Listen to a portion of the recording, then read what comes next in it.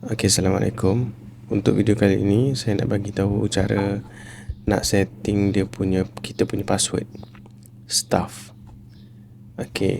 Contoh macam ni. Pergi kat menu,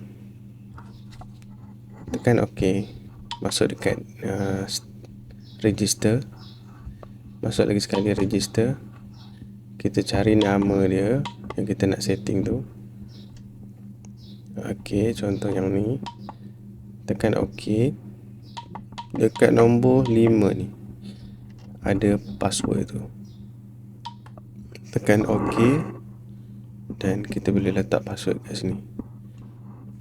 Kita contoh password nombor 1 2 3 4. Ulang balik 1 2 3 4.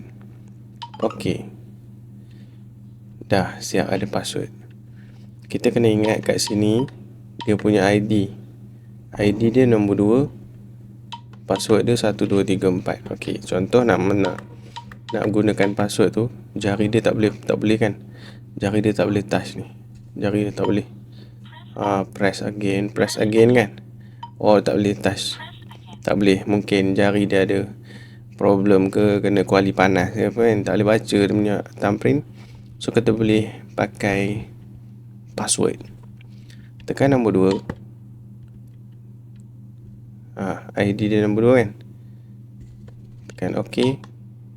1 2 3 4. Tekan OK. Masuk. Dah masuk kerja. Tapi ni sebolehnya guru besar lah yang pegang password ni. Kalau semua staff pegang, nanti dia akan jadi macam boleh salah guna lah. Dia boleh minta tolong member dia.